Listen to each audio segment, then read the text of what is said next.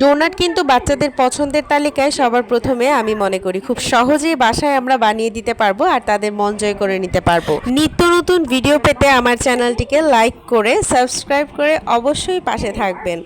ডোনাটটি তৈরি করার জন্য 3টা ডিম, 1 চামচ আইসিং সুগার আর 1 চামচ ইস্ট দিয়ে এখন মিশিয়ে নিতে হবে খুব ভালো মতো করে। 1 কাপ ময়দা দিতে হবে, সাথে দিতে হবে 2 চামচ পরিমাণ মধু। এবার খুব ভালো মতো করে মথে একটা ডো তৈরি করতে হবে। ডোটাকে কিছুক্ষণ রেস্টে রাখার পর যখন একদম ফুলে ডাবল হয়ে যাবে ওই পর্যায়ে এরকম লেচি কেটে নিতে হবে। এরপর গোল গোল শেপ দিতে হবে এবং হালকা করে বেলে মাঝখানে যে কোনো একটা কিছুর মুখ দিয়ে অথবা কুকি কাটার দিয়ে মাঝখানটা একটু কেটে নিয়ে আবার কিছুক্ষণ রেস্টে রাখতে হবে। 10 থেকে 15 মিনিট রেস্টে রাখার পরে এটাকে ডুবো তেলে ভেজে নিতে হবে। চুলা আঁচটা কমে রেখে উল্টে পাল্টে ভেজে নিলেই কিন্তু এই মজাদার ডোনাটটা একদম রেডি হয়ে যাবে। এখন চাইলে হানি অথবা চকলেট নিউট্রেলা যেটা পছন্দ দিয়ে আপনারা সার্ভ করতে পারেন।